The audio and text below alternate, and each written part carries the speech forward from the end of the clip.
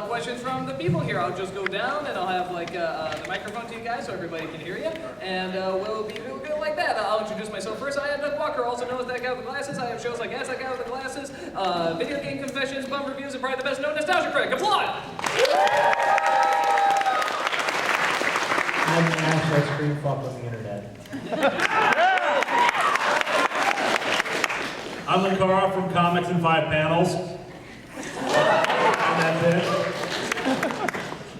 I'm Paul, I do music, movies, and various other and sundry things. You love me, you know it.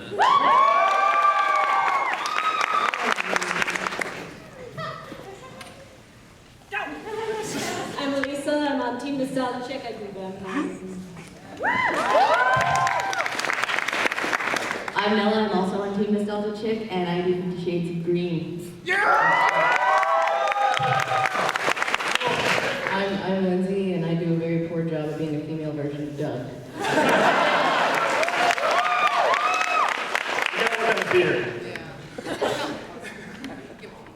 I'm Todd in the Shadows. I upload videos of my dog.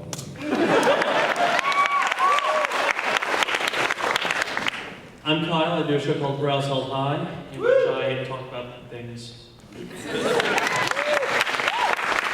I'm Mike Don, who always knows the Birdman from Blizzard Thumbs. I review video games that I occasionally break in half. So I'm going to be your microphone stand. If there's anyone that has a question, just raise it up high and proud. You're high, but it's not proud. Now good. Okay, I actually have one for you, and so I know I kind of revolve around the same thing. I know Lindsay already did a review of Freddy Got Fingered, but would you do one on that movie? And Todd, would you do a review of the Bum Bum song? I'd be much more likely to do the Bum Bum song. No, just review it. He doesn't have to actually sing it.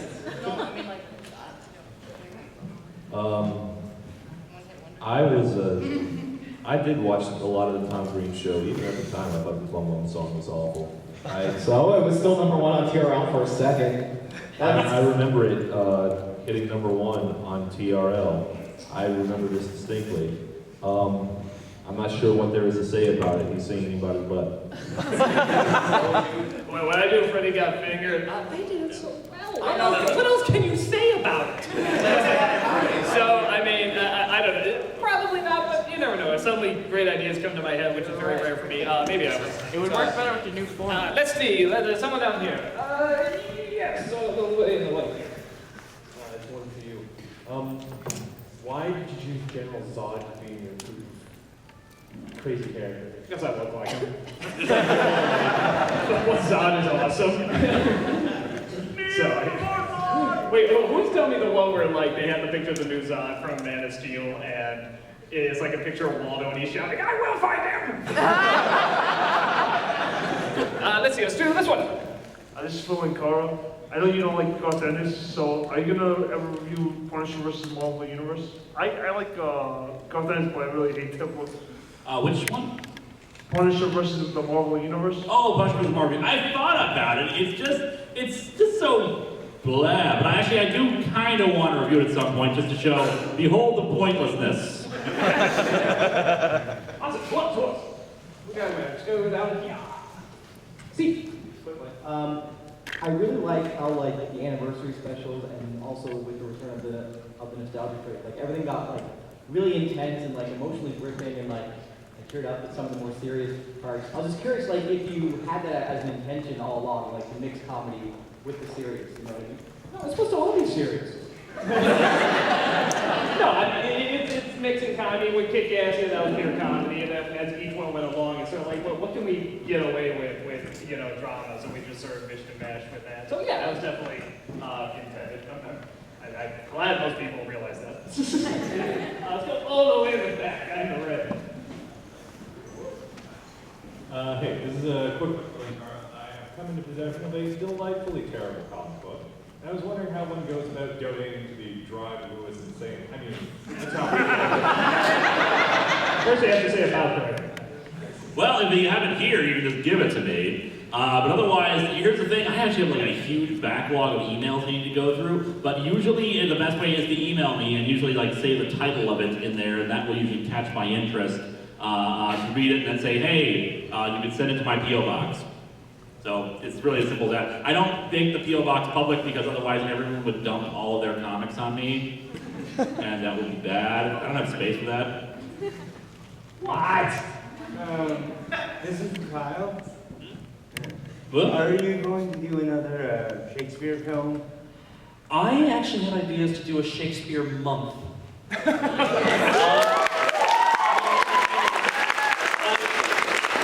April, because I was born in April, and just make that like a yearly thing. I keep doing this like a year from years, and then just like once a week put out something on like a random Shakespeare adaptation. And since there are so many different variants, different things you can do, it's you can get a lot of variety. You can do anything from like 10 Things I Hate About You to Forbidden Planet. So short answer, yes. Is Baz Luhrmann in that lineup by any chance? I could possibly read this. Hi, my question is for Nash.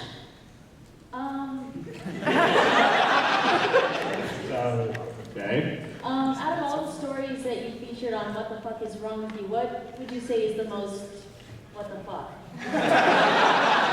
Lovely phrase. You know, everyone asks me that, and it changes because they keep upping the ante on me. It's like just when we think we found the best, worst thing ever, story-wise, something new comes in, and you realize that people have a boundless capacity for being insane. I forget what we had like the best headline ever. It was something about a guy broke into a person's house and he was naked and he had put beer in their washing machine and they fended him off with a bronze elephant. This was the whole headline. Looking at this and going, this happened? Sometimes I'm convinced they're just doing it to get on my show. So, yeah. I got a question over here. This is a question for you, Doug. Will you ever do a review of Film Ring? With Film Ring?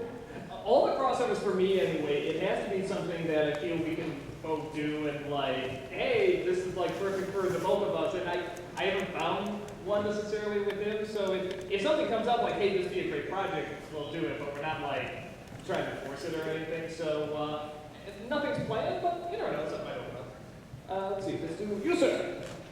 I have a question for anybody, but recently you just posted the Uncanny Valley series. What's so special about this anniversary than all the other anniversaries? It's not, it's shit. You can skip it, really. No, it's a collection. And after Taboli Fleet, we sort of figured we didn't, because we're always like, we'll make the next one bigger and bigger. We finally want something a little smaller. And I like the idea of giving the producers a little bit more creativity, a little bit more control over it. So, yeah. Really? Why would that be done? Well, I just want to show how much better my stuff is compared to all you. So everyone can watch it again and be like, Doug's was the best. No, but that for the reason that, you know, I like to see what they can do with something that's not necessarily their characters. They can do something that's like whatever they want outside of that. And it's great to see what they come up with. So, yeah, that's about it for that one.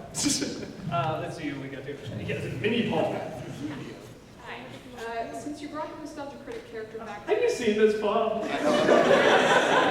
The wrist tattoo and everything. It's great. I love it. thank you. Since you brought the nostalgia critic character back to life, the format's been a lot different in your videos. And would you say it's gotten more difficult or more fun? Like, how has it changed the experience of making the videos?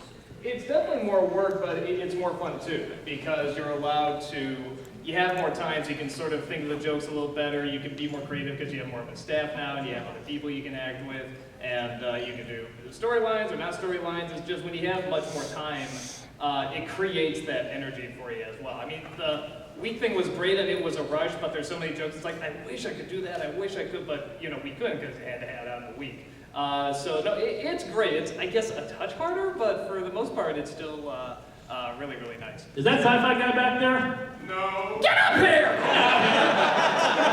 Go in the corner! I just see him like standing in the back like this.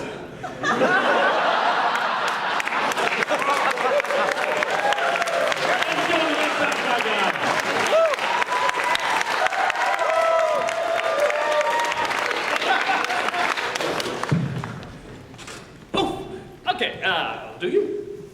Hi, first off, I just want to apologize to you and Lindsay and Todd that our good friend Vlad couldn't be here this year. My question is for Linkara. What are your thoughts so far on Power Rangers Megaforce and Super Megaforce? Well, we have nothing of Super Megaforce so far except pictures from Jason David Frank's Facebook page that show him in the Green Ranger outfit, which is awesome. I have no idea how the hell they're going to explain that away, but it's awesome. Megaforce right now is a huge improvement on Samurai in that it actually feels like the dialogue was written by them and not just translated from Japanese. I love the music. I still love the theme song. Even during Samurai, I love the Go-Go Power Rangers theme. I love the morphers. Characters still feel a little uneven, and some of the acting is, well, Power Rangers. But I feel it's off to a good start, and I'm hoping that whenever Nickelodeon gets their heads out of their asses and stops, shifting the schedule around everywhere, and only showing like 3 episodes, and then going, okay, 3-year hiatus or whatever. Don't hold your breath. Yeah, I just hope, but yeah, I'm looking forward to more of it, and I'm enjoying it so far. Got a question, guys, is far right. Hello. First of all, Doug, I'd like to thank you for agreeing to review Mamma Mia. That was the best birthday wish I could ever ask for. Second of all, I have a question for Paul. Do you have a list of some of your favorite musicals of all time? And if so, can you say? That's a loaded question. On-screen or off? Asking a nerd in any category what their favorite is of this or that is like asking them to choose their favorite child when they're all in the room. So someone's gonna get their feelings hurt. I mean, I could probably compile a list with fair ease, but it would take me like a month of thinking about it. But off the top of my head, like right now, I just finished doing the Hairspray review not so long ago. That's a big favorite. Repo, Devil's Carnival, of course, all fantastic. Awful. What's a good awful one? Give me an awful one. You've seen me suffer. Actually, I'll admit it right now because I get a lot of requests for it. I really dislike Shock Treatment. Shock Treatment is terrible. Which is like sort of the official/unofficial sequel to Rocky Horror Picture Show. So, off the cuff, best worst. I was just going to say, if you said 78, 76, this table would have been flipped. Don't tread on me, motherfucker! Don't tread on me, motherfucker! Got a question to you left here. I have a question about, well, basically, when you were doing the demo reel, then you decided to bring back the Nostalgia Critic show. I sort of always felt like with the cast, that was sort of, it just felt like those were the kind of jokes you were trying to do in demo reel, but it just kind of flowed more better. Is that sort of in your head as well about that? Yes and no. We know that since we're going to have 2 weeks with it, that's more time to write. It also gives us more time to expand what we can do. If we're going to do that, it's like I want more than me. It's like I play. There's a lot of me in my shows. It's like I'll play Zod and the Bum and Essa guy and stuff. So it's like I want more variety of people on there. So yeah, I like the idea that we can sort of just expand, just see what we can do with the review. Outside, like I said, just keeping me in front of a wall. See if we can almost tell a story or tie it into something else or a satire or a parody or whatever, and it's great fun. So if I'm going to do that, though, I need more people. So that's why it's great to have Malcolm and Rachel on that. Let's see. Let's go Cool Hat. This is a question for everyone on stage, because I already know your answer. A while ago, Doug did an episode where, in the episode he expressed his hatred for TMZ. Does anybody have anything similar that they have, burning rage against? BuzzFeed. What? BuzzFeed. Times a million. You should go down the line. Start with Leo there. Just like anything that's just like you just see, just go, I want to punch. Did I come back? Thought catalog. Thought catalog. Mark Millar. Anything that he's done, Kick-Ass, Wanted, or off. I think those too. Anything DC is doing right now tends to piss me off. It was a Tumblr setup like this many days before DC screws up Royal. I'm trying to think of something, but I'm too positive to hate. Shock treatment. I have to say, I'm really good at avoiding the things I dislike on the internet, but every time I see a thought catalog link on my Facebook feed, I get a little twitchy. Thought catalog. There's a website called Thought Catalog, which in the last 2 days, I've never heard of it, but they shared me an article that we probably don't have time to actually read it. If you can, go find it. It's called "If Only We Could Be Boring," and it's about how great and interesting the writer and all her friends are. And if there is anything more insufferable in the entire universe, I've never seen it. My own face. I have to say Gawker for me. I really dislike that site some days. Sometimes it's interesting as hell. Other times, this is the brain stupid part of humanity. They all wrote down Maribel 4. Oh yes! Slot 4! You still can get over it. Still can from Leo. It works up there, just not here. It's fine. It was about the bomb diffuser. Oh, it works. The movie about the bomb diffuser. I want to blank on the title. Won the Academy Award. Hurt Locker. Hurt Locker. Hurt Locker. Carl, movie.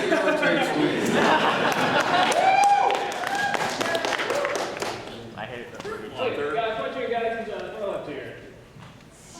This one's for Kyle. As a fairly new film student, I'm very curious.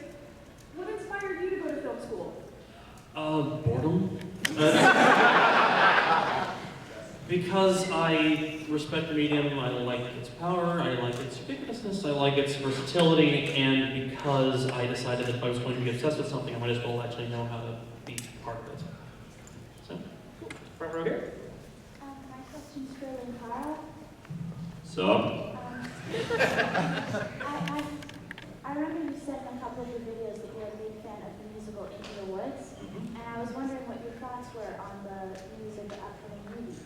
Well, with a lot of upcoming movies, I just want to say, show me a poster or a trailer first, and I'll believe it's actually going to come out.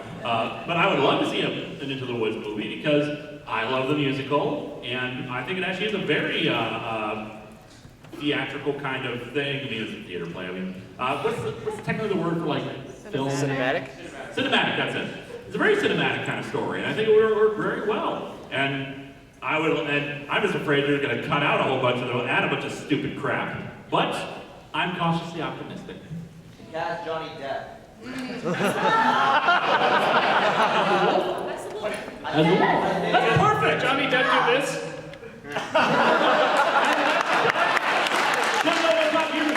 The wolf kind of does that. There you go. I don't guess it. Well, if he's a hell of a bomb, Kara's got to be. It's really the point of the perfect role. Okay, got a question here. Ready? Okay, question for Paul. What is your favorite, the King's Quest series or the Quest for Glory, and why? Dun dun dun.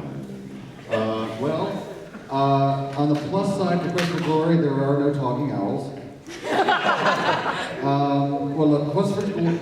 King's Quest goes on for what, seven games, and that one that we've shown. That's pretty good. And then Quest for Glory only goes on for 5. However, Quest for Glory is a much deeper experience. It is more role playing, whereas King's Quest has owls. So honestly, if I were to answer that question right off the top, I would actually say Quest for Glory is my favorite series over top of the King's Quest series. Also, Bucks over. What you guys think? I have 2 for Linkara. One, would you ever consider letting 90s kids loose with a bunch of combinable Megazord parts to see what would happen? I imagine that it would just have like huge bandoliers just around it, dragging it down along the way, and then perhaps just like all of the animals made up of the Zords just have gritted teeth along them, and then it wouldn't be able to move because it would be too bulky. It would be a clusterfuck Zord. Pretty much, yeah. And second, how are you enjoying Pinocchio and the 4 Random Rangers, aka Operation Overdrive? Well, first of all, spoilers! I already knew about the spoiler that he's referring to, but I'll save it for the Operation Overdrive review. I still haven't watched any episodes yet. I've been so busy working on other stuff. But the thing is, I think it's pretty clear I'm not going to be able to achieve my goal of finishing History of Power Rangers by the end of the year. But I want Operation Overdrive at least done with this year. So I'm going to endeavor to do that. I have seen Once a Ranger, so I know what I'm in for. Oh God, I've seen it. Here, got again to your guys' right. Hi. This question is for that sci-fi guy. Your contribution to the Uncanny Valley dragged in. Just wanted to say that I loved it. Where'd you get the idea for it? Well, I don't want to give any spoilers. It was kind of a brainstorming session. You know, they came to us with the overall theme, and we were kind of like, well, what's the internet about? Well, people watch blank videos a lot. So yeah, that was more. I mean, basically, that's where the idea came from. And then it kind of just snowballed from there. Oh, and then this. Oh, and then this. Front row. 2 questions for Doug. How did Jim Cummings react to that mistake you made in the top 11 villain songs? I saw him at a convention a few weeks ago, and just the fact that he knew who I was excited me. So, and he didn't bring that up. So I hope he's not mad. But if he gets really angry, maybe he'll do the Pete voice, and that'd be awesome. Yeah, I do too. And seeing that your mother's an opera singer, do you know what kind of range she had? I should know this. I know she can.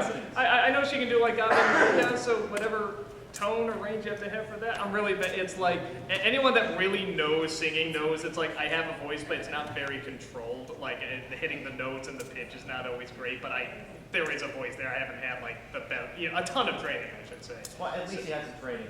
Yeah, I definitely got a little bit of training. So I'm not sure of her range though. I hope she doesn't see whatever is being recorded of this. Sorry, Mom. Let's do yes. If there was a movie cast about Cameron Awesome, who would you want to act as you, and who would you want to direct? Oh, that's a good question. Well, I mean, for me, obviously Johnny Depp, because we can both do this.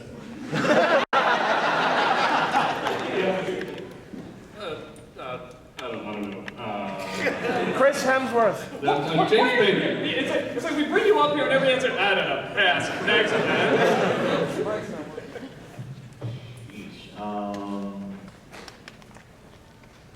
I have absolutely no clue. Jack Black. Really, Jack Black? That's where you go. Really? Okay, yeah. I can only imagine Jesus playing you. He's a little hard. His schedule's a little full. Well, this is a hypothetical, man. Speaking of, I would love either Matt Smith or David Tennant to play me. But then again, I'm just kind of an idiot that way, so. I'm thinking Christopher Walken. Cedric! Yeah. Shame on you. Cedric, no, it's a poisonous snake. Wow. I think Madeline Kahn should play me. Yeah, she should rise from the grave. Yeah, well, she would rise from the grave too. She would have. I'd summon her. Idris Elba. I like to see that in yeah. No, I can play myself, huh? I don't know about the actors, but I'm kind of seeing this as a Harmony Korine movie. I was going to say that. Maybe Wes Anderson. Mara Wilson. We're not classing that game with We're practically the same person anyway. I'm told under this I look exactly like Zac Efron. get Joseph Gordon-Levitt a lot, James Franco, the young Elvis Presley. So any of those would work, really.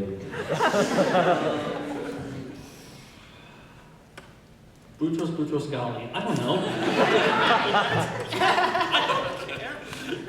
Mine involves going back in time and plucking the fat kid from the Mighty Ducks movie. You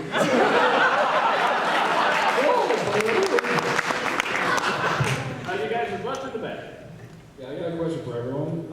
After a video or a podcast or something like that has already been like put up, what is the scene you're thinking of later or a joke and not getting in? Like the episode goes up and you're like, oh damn it, I could have done this. What? Sorry, question. Could you say it again? All right. After you've already put a video or a review or a podcast or anything up, has there been a joke or a scene or something you thought of after that you really should have put in? I got one. So when we did the Feminism is Dead Charlie's Angels review, everything within me regrets not dressing up as Darth Vader at the end. And wearing the full mask and being like, what? I'm covered. You can't see anything. I think that would have been so much funnier. For me, I mean. I actually do a list sometimes of the top 15 things that jokes that I should have made or missed opportunities, which I'll be doing again at the end of this year. Yes. And although the one thing I really do regret, not a joke, but during the entity arc, fans were posting these garbled messages on the blog and contributing to this kind of altered augmented reality game, and I felt so stupid. Why didn't I think of that? That was so great. That's what I missed. I know I've got a couple, but the one that comes to mind at the top of my head was in my Superman Returns review when Lewis did the Dr. Wiki listing off villains that Superman has faced in the past, saying, please don't someone other than Lex Luthor. I should have thrown Richard Pryor.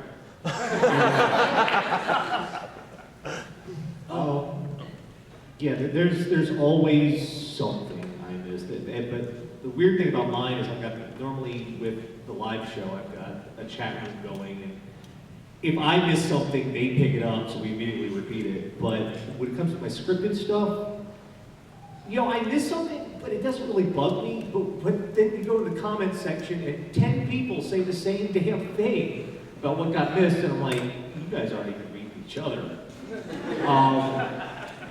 But yeah, it doesn't really bug me so much. I mean, it's like, oh, I missed the shot at it. It happens. See, I can't really think of anything that I missed, because I do everything that I think. It's just, I'll usually go write like these 2-page long epic scripts, with action scenes and outdoors and travel and bungee jumping or whatever. And then by the time I get around to it, oh shit, I have 5 minutes to do this. So I'll do it, but I'll just half-ass it. So I do kind of regret never giving myself enough time to do all the big stuff I want to do. A while ago, I released what I intended to be my magnum opus, the top 10 groin shots in movies list.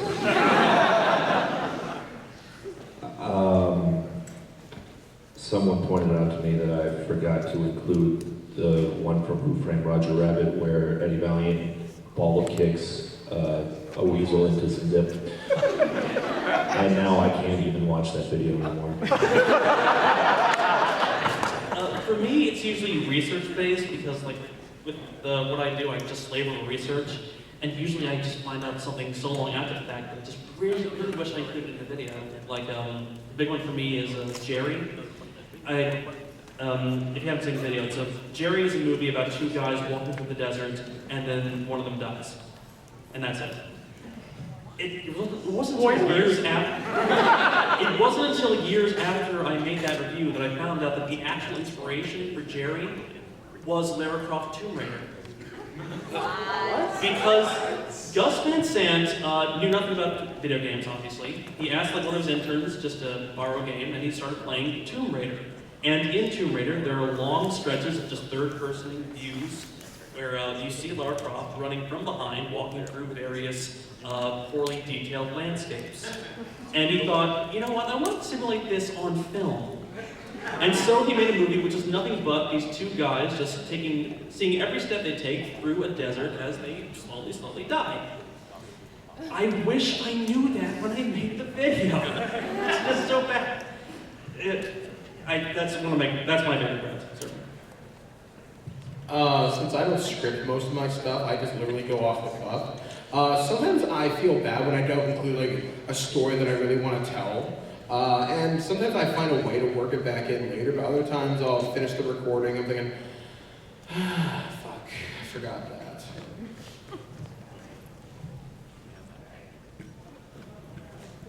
Anyone else? Guys? I don't make this good. Research notes, same as mine.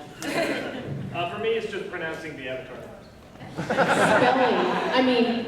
Spelling, thank you. Okay, this is a question for a few specific people, namely Kyle, Lindsay, Lewis, and possibly Doug if his answer hasn't changed, or has changed things. Most frustrating thing that you have reviewed, or the thing that was the most painful to watch? Most frustrating for me is probably Junior, because we couldn't get any jokes out of this. Surprisingly boring. But the worst still garbage pail kids, man. Still piece of shit. Boston Rush. Freddie The Mercury. pink fucking movie. But no might better name. Say, honestly, it's Dune.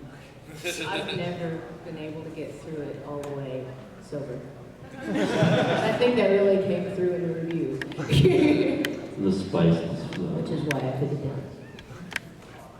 And, for me, you'd think the Marvel movies are really that frustrating, but actually there can be so much material to work with. Go ahead with that. Bimbos in Time actually was probably the most frustrating experience to work with, because I didn't know what the hell to do with it. I was like, what? No, what? No. Energizer Bunny, what?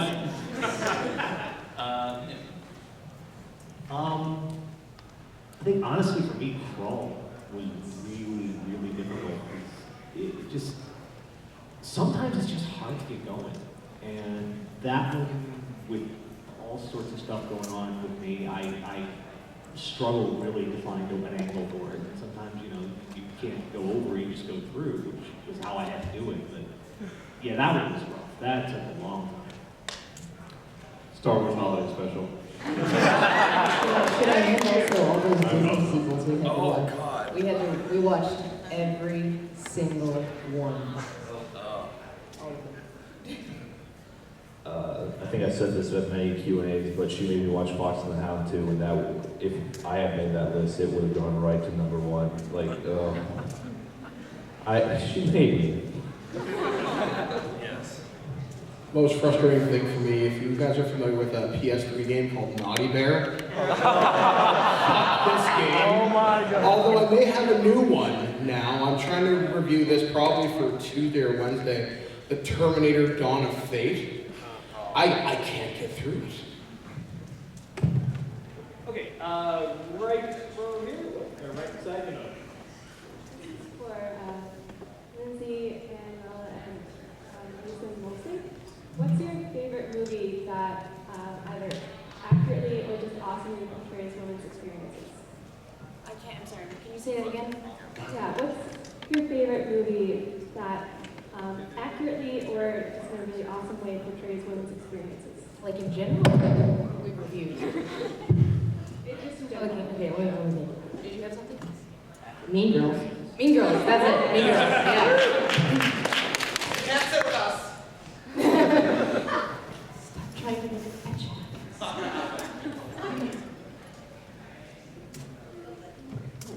All right, we got time for two more quick questions here. So let's go over here. Yes.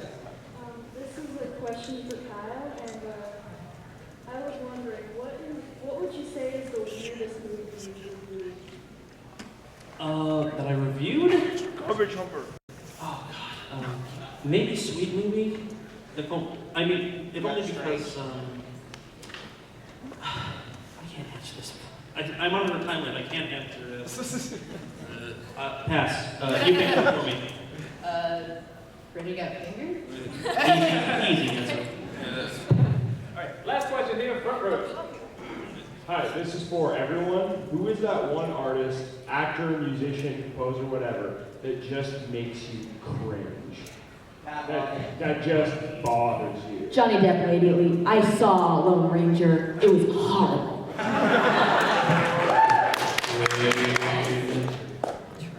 Trade. Like he says trade like a zombie. Yes. Okay, well, we'll go down the line next time. It better be, I don't know. No, I have to agree with the Johnny Depp lately. He has stagnated as an actor. He is literally playing a caricature of himself lately, and it's kind of sad and frustrating. It makes me twitchy. Yeah. Sasha Baron Cohen. Thank you. You would think Rob Liefeld, but no, it's Frank Miller because the reason, Rob Liefeld just has terrible artwork. Frank Miller is a racist, homophobic sack of craps, and he still gets work. Addison. Thank you.